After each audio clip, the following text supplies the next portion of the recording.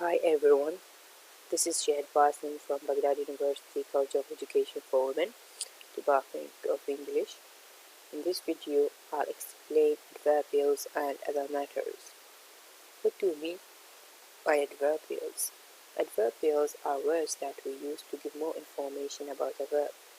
They can be one word such as angrily, here, or phrases such as at home in a few hours, and often say how, where, when, or how often something is done, though they can also have other uses. For example, we have, he ate his breakfast before the sun came up. So here, before the sun came up is an adverbial. Adverbials are either verb phrase adverbial or sentence adverbial. What do you mean by verb phrase adverbial? Verb phrase adverbial, they are modifier of a verb phrase within a higher verb phrase, whereas sentence adverbial, they relate to the sentence as a whole considered as a unit. So they modify the whole sentence, not only the verb. They are either disjunct or conjunct, whereas verb phrase adverbial are adjunct, as we have in these examples, which show the difference between verb phrase adverbial and sentence adverbial. In the first example, Pastor admitted everything frankly. Frankly here is an adjunct and it modifies the verb admitted, whereas Pastor admitted everything frankly. Frankly here is a disjunct and it modifies the whole sentence considered as a unit. In the next example, Max interfered between you and me.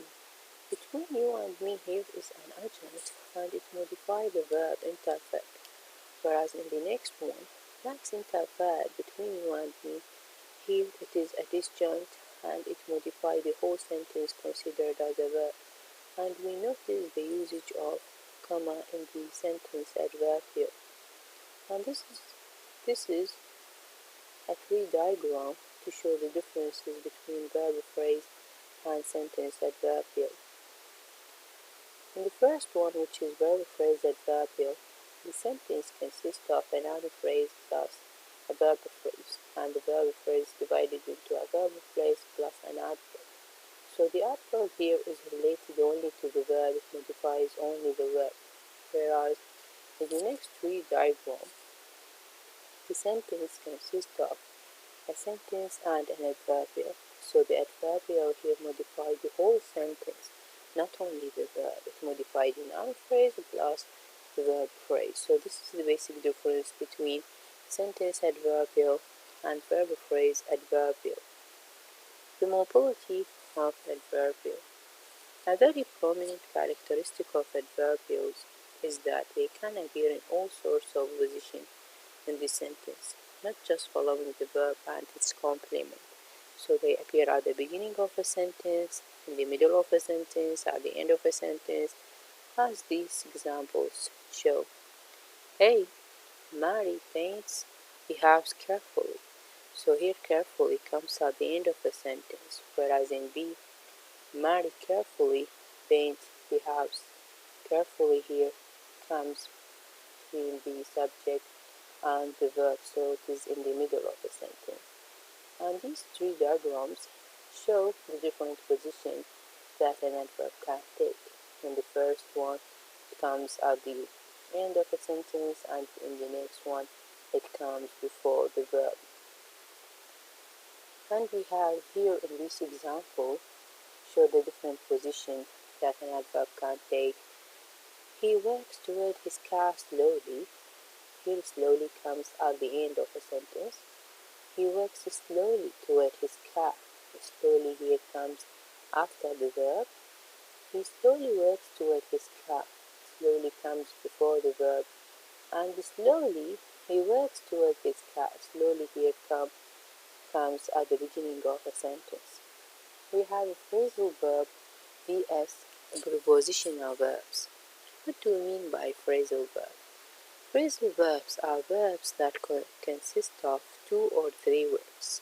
These words are usually a verb plus an adverb or a preposition. For example, we have, we count on him. Here, count on is a phrasal verb. It consists of a verb plus a preposition, whereas the prepositional verbs are a combination of a verb root and a preposition, as we have in the following example. I'm waiting for my mother. Waiting for here is a prepositional verb. It consists of a verb plus a preposition. The phrasal verbs can either be transitive or intransitive verb. And what do you mean by transitive or intransitive verb? Transitive verb are verbs that requires an object as a complement, whereas intransitive, they are verbs that do not require an object. So, a phrasal verb either require or do not require an object. We have in the following example, take off your jacket or take your jacket off. And we have take it off but not take off it. When a phrasal verb is transitive, it is possible to put the object between the verb and the adjective or a preposition. So here the verb comes in the middle. So it is possible to put the object, as we have here, take off your jacket. Either the object come after the adverb or after the preposition, or it comes in the middle. For example, take your jacket off. So here it is possible to put the object between the verb and the preposition or an adverb. So it is possible to put it in the middle when the object here is a noun. When it is not a pronoun, it is possible to put it in the middle between the verb and the preposition, and it is possible to put it after the preposition or the adverb. But here, take it off but not take off it. Why? Because here the object here is what? Is a pronoun. So it must go in the middle. We cannot put it after the adverb or after the preposition because it is a pronoun. So it must go in the middle between the verb and the preposition or the adverb. You are doing really well. So carry on like this. Here carry on is the phrasal verb. The prepositional verbs are transitive, so there must be an object. They require an object, the prepositional verb. Sarah told Jane she had been thinking about her mother a lot. So here thinking about is a phrasal verb and it requires a complement. We cannot say thinking about and then we stop. So there must be an object. Thinking about her here is an object. Phrasal verb can either separable or inseparable, as we said before. Turn off the light or turn the light off. Here, when the object is a noun, it is possible to put it in the middle between the verb and the preposition or the adverb, and it is possible to put it at the end after the preposition. As we can see, turn off the light and turn the light off. It comes at the end after the preposition and it comes in the middle. But when it is a pronoun, turn off it, we cannot put it at the end. It must go in the middle. Turn off it, but not turn it off. Prepositional verb cannot be separated. We cannot separate a preposition, a verb from the preposition with the prepositional verb. She listened to music. Here we cannot say she listened music to. It is not possible. This is possible only with the phrasal verb. Phrasal verb are separable, but the prepositional verb are not. So we cannot say here she listened in music too. Now decide for each of the following verb phrase whether it includes a transitive phrasal verb plus a noun phrase or a prepositional verb phrase plus a preposition. Shout it out the answers and look out the window, gave in my essay, handed over the next one.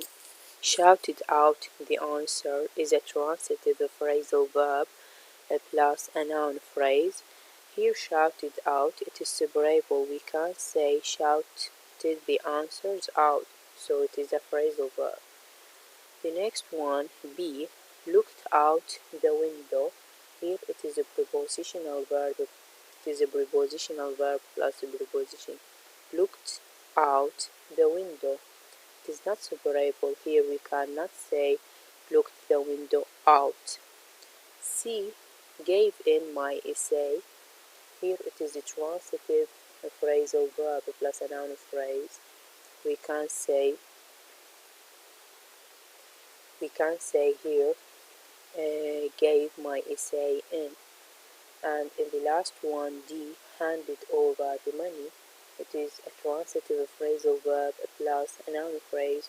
We can say handed the money over. So the basic difference here between a prepositional verb and a phrasal verb is that phrasal verbs are separable as we saw in these examples, whereas a prepositional verb are unseparable. We cannot separate a preposition from the verb.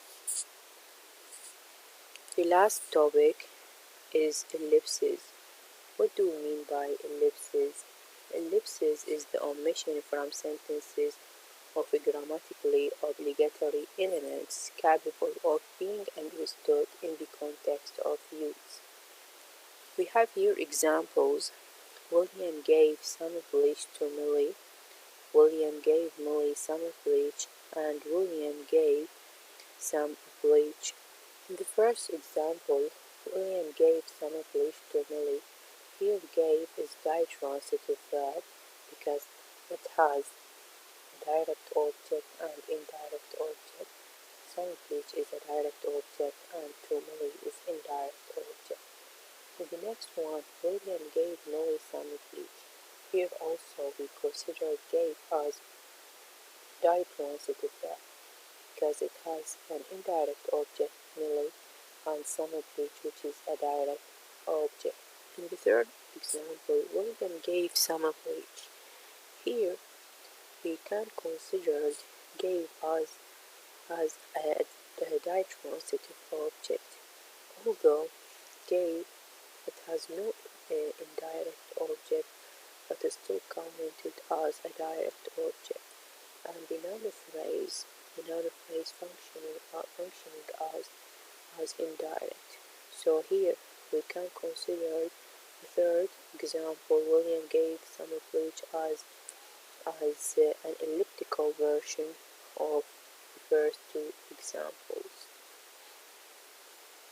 And this is a tree diagram. Show that the sentence here consists of a noun phrase plus a verb phrase. The verb phrase here is ditransitive. It consists of a direct and indirect object. And in the third example, the noun phrase is elliptic, okay? And the noun phrase here is summer bleach. So gave is ditransitive, although it doesn't have an indirect. Why? Because we can't consider the element here, the noun phrase, as indirect object. We have another example about ellipses. Max played his tube in the street, and Max played in the street. A here, played is a transitive, is a tube in the street. It is a transitive verb with an adjunct, a preposition phrase in the street. In the street is a prepositional phrase, whereas in the next one, Max played in the street, it has two interpretations. In a context, it could be an elliptical version of A, but out of context, it is interpreted differently. Here, plays mean the same as play about or amuse oneself. This is an intransitive sense of play. So these two sentences show that play belong to subcategories transitive and